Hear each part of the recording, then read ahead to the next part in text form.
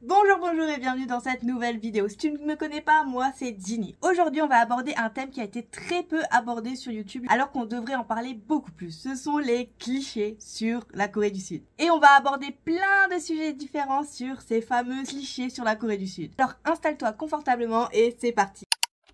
Les Coréens sont tous minces. Sûrement un des clichés qui m'énerve le plus. Je vais t'expliquer pourquoi. La première fois que je suis venue en Corée du Sud, c'était il y a 10 ans. Et à cette époque, j'étais en surpoids. Oui, ce n'était pas les Coréens, c'était bien moi qui étais en surpoids. Et à ce moment-là, je peux te dire que j'ai pris plein de remarques désobligeantes sur mon poids, mais plein, que ce soit d'amis, de personnes dont j'étais même pas proche, même des parents des amis. Bref, je t'en ferai sûrement une autre vidéo. Et à l'époque, oui, les Coréens étaient un peu plus fins. Alors je ne dirais pas ils étaient tous maigres, mais ils étaient plus fins. Sauf qu'aujourd'hui, eh bien, tu te rends bien compte qu'en 10 ans, ça a beaucoup changé. À l'époque, si tu voulais manger par exemple un pain au chocolat ou un croissant, il fallait dans une pâtisserie. Il faut aller la trouver. Alors qu'aujourd'hui, il est possible d'en trouver plein dans chaque quartier. Donc tu vois déjà, il y a une petite différence. La deuxième différence, c'est qu'il y a aussi beaucoup de nourriture occidentale. Tu vois le problème venir ? La nourriture, beaucoup plus de nourriture. Oui, les Coréens ne sont pas tous minces. Arrêtons! Depuis à peu près un an, je vois de plus en plus de personnes obèses à Séoul, que ce soit dans les transports en commun ou dans la rue. Tous ces influenceurs qui disent que tous les Coréens sont minces me donnent cette impression que j'ai ressentie il y a 10 ans lorsque les Coréens me jugeaient en toutes circonstances. Essayons d'arrêter de mettre tout le monde dans le même sac. Certains en souffrent déjà assez, surtout qu'au pays du matin calme, il faut savoir que les TCA ne sont pas encore reconnus. Les K-dramas, ce n'est pas 100% la réalité. Des personnes en surpoids, il y en a en Occident, mais aussi ici. Et si tu ne me crois pas, eh bien on va voir ça immédiatement avec des chiffres. Ça sera peut-être plus parlant pour toi. D'après le site Statista, en 2007, en Corée du Sud, 30% des habitants avaient un IMC supérieur à 25, contre 37,2% en 2017. On peut voir sur le graphique une augmentation en 2020, et c'est normal, c'est dû au Covid. En comparaison, en France, en 2020, ce taux était à 47%. Et cette obésité, elle est présente chez les femmes, certes, mais beaucoup plus chez les hommes. Et bien, on va voir ça maintenant chez les enfants. Car là, c'est encore un autre problème. Les enfants entre 6 et 18 ans, on va dire enfants et adolescents, le pourcentage est passé de 8,7 en 2007 à 15 en 2017. Il a presque doublé. La Corée du Sud, c'est comme partout, il y a des personnes en surpoids et en obésité, et également des personnes minces. Oui, il y a de tout. Je suis d'accord sur un point, c'est le fait que là où ça va poser vraiment problème, c'est si tu as besoin de t'habiller en Corée du Sud. Oui, si tu es en surpoids, c'est plus difficile de trouver des magasins avec tes tailles. Mais ça existe et il suffit juste de bien les chercher. Bref, maintenant on passe au point suivant qui est la chirurgie. Encore un autre gros cliché. La chirurgie en Corée du Sud. Encore un sujet, il y a tellement de choses à dire dessus, mais bon, on va passer quelques minutes. Non, la chirurgie en Corée du Sud ne touche pas 100% des personnes. En réalité, il y a seulement un tiers des femmes entre 19 et 29 ans qui ont recours à de la chirurgie. Donc non, arrêtez de dire que toutes les personnes que vous voyez dans la rue sont refaites. Il y a plein de personnes qui sont naturelles. Peut-être avec un peu de make-up, de maquillage pour couvrir les imperfections, mais qui ne le fait pas, j'ai envie de dire. Donc ne mettons pas tout le monde dans le même panier. Maintenant qu'on a parlé de la K-beauty, on va aussi parler des skincare. La skincare coréenne. Alors ça, je t'avoue que je l'ai découvert assez récemment lorsque je suis allée à un cours avec une médecin, une docteur. C'est pas vraiment une dermato, mais voilà, t'as compris le bail. En gros, c'est une personne qui est spécialisée dans la beauté. Donc tout ce qui est crème, sérum, produits de beauté. Et là, la première chose qu'elle nous dit, c'est les 10 étapes de la skincare coréenne. Oui, car ceux qui ne savent pas, il y a 10 étapes, les bases. Ainsi que les masques sheet, donc les masques en papier qu'on met sur le visage. Ce n'est pas si bon pour la peau. Eh oui! Donc, la skincare coréenne, c'est bon, oui, ça m'a sauvé pour plein de choses, notamment mon acné qui est en train enfin de guérir. Mais c'est pas tout le temps qu'il faut...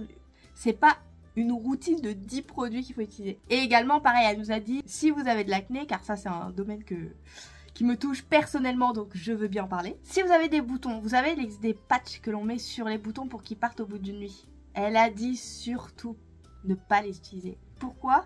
Parce qu'en fait, ça empêche le bouton de respirer. Et donc s'il ne respire pas, bah ça va s'infecter encore plus. Voilà, moi je vous dis ce qu'elle m'a dit, après vous en faites ce que vous voulez. Et d'ailleurs, voici un extrait où elle en parle elle. 패딩을 입었다 생각해보세요. La Corée, c'est un pays propre. Alors, oui et non, encore une fois. Propre, ça dépend à quel niveau. Par exemple, tu es déjà allé au Japon. Tu vas te dire, les rues sont propres. Donc, on m'a dit que la Corée du Sud était propre. Donc, vous allez vous imaginer comme le Japon, où il n'y a aucun détritus dans la rue, car tout le monde ramène son sac plastique pour mettre les détritus dans leur sac. Et les ramener à la maison et les jeter à la maison. Ici, ça marche pas comme ça. Non, non, non, non, non. Il n'y a pas de poubelle dans la rue, et bien, on va en faire une. Oui, vous allez voir un spot où il y aura tous les déchets de tout le monde. Et il n'y aura pas de poubelle, car il y en a très peu à Séoul. Mais tout le monde mettra ses détritus à un endroit. Deuxièmement, la route est propre, oui, ça c'est un fait. En revanche, les crachats, moi je mets ça dans l'hygiène également. Mais quand vous voyez des jeunes femmes ou des jeunes hommes qui sont super bien apprêtés, qui sont en train de fumer, et juste après qui vous lancent un gros molar par terre, excusez-moi, pour moi ce n'est pas hygiénique. Et dernière chose dont je vous ai déjà parlé dans une de mes vidéos, si vous déménagez en Corée du Sud et que vous n'êtes pas dans une tour, ah bah préparez-vous à avoir au moins 1 à 2 jours de ménage. Car quand j'ai emménagé dans ce studio, je peux vous assurer qu'il y avait de la graisse. Donc ma cuisine est là-bas, d'accord? Elle est au bout de la pièce. Il y avait de la graisse ici, dans l'autre coin, à l'opposé de la chambre. Là c'est le placard, là c'est la clim. Mais la graisse était là. La cuisine est là-bas. Et encore, je vous épargne toutes les horreurs qu'il y avait ici. Hein. Car ici, quand on emménage, c'est à nous de nettoyer. C'est pas la personne qui était là avant. Donc en gros, tu débarrasses la crasse de quelqu'un d'autre. Et tu te rends bien compte que les Coréens font propre sur eux, mais tous ne le sont pas. Et c'est pareil, on me dit, les Coréens, ils transpirent pas. J'ai déjà senti des adjoshi qui transpiraient. Hein. Alors oui, les personnes asiatiques n'ont pas le même gène, mais il y a quand même des personnes qui sentent la transpiration. C'est un fait. Et dans les rues, alors vous allez me dire, oui, certaines rues, ça sent mauvais. Oui, c'est normal, c'est les canalisations. Et ça le fait aussi, par exemple, chez moi. Quand il y a un jour de pluie, je sais que les canalisations, bah, ça remonte et ça pue. À part refaire toutes les canalisations, il n'y a rien à faire, en fait. Oui, la Corée est propre. Oui, ça sera plus propre que la France. Mais de là à dire que c'est le pays le plus propre, non, non, clairement pas. Bon, et je vous ai parlé, du coup, du Japon. Les Coréens détestent les Japonais. Alors oui, si vous connaissez l'histoire entre ces deux pays, c'est compliqué. On va pas se mentir, c'est hyper compliqué. Comme je vous l'ai déjà dit, avant d'étudier le coréen, avant d'aller en Corée, pour moi, j'ai étudié le japonais. Et on m'a souvent dit que oui, alors ça sera plus compliqué de trouver un travail en Corée du Sud si tu as étudié le japonais, parce que les Coréens, ils détestent les Japonais. Non, j'ai trouvé un travail. Alors certes, ça n'avait rien à voir avec le Japon, mais ma collègue qui est devenue aujourd'hui ma meilleure amie coréenne, il faut savoir qu'on a le même parcours et on s'entend super bien. Elle a étudié le japonais, elle travaille dans une entreprise japonaise, car oui, même s'il y a quelques années, il me semble que c'était pendant le Covid, il y avait eu un block-out de toutes les marques japonaises en Corée du Sud. Donc ils avaient cassé des voitures, cassé des magasins, bref, une histoire de politique. On va pas rentrer dans le sujet. Eh bien, ils aiment toujours le Japon. Uniqlo est toujours là, Musi est toujours là. Et d'ailleurs, si ça t'intéresse, bientôt, je vais te faire une vidéo spéciale qui va te montrer que le Japon, bah, même s'il y a l'histoire qui fait que il y a toujours des trucs japonais en Corée du Sud. Donc abonne-toi si tu ne veux pas louper cette vidéo. Il y a qu'à voir à tous les coins de rue, il y a des restaurants japonais aussi. Et moi-même, hein, je le dis, hein, chaque fois que je vois des japonais, excusez-moi, lapsus. À chaque fois que je vois des Coréens, je leur dis, moi, j'aime bien la Corée, le Japon. Jamais eu de problème. Jamais on m'a dit « Ah, c'est pas bien ». Non, au contraire, ils aimaient bien. Ils disent même « Ah, bah moi aussi, je vais souvent au Japon. J'aime bien les animés. » Bref. Alors peut-être, concernant les personnes plus âgées, ça pose problème. Mais moi, je parle vraiment des jeunes de notre âge. Donc entre, allez, jusqu'à 30, 40 ans maximum. En tout cas, là, ça pose pas de problème. Plus, bref. Maintenant, on passe au sujet suivant. Il n'y a pas de bonne pâtisserie française à Séoul.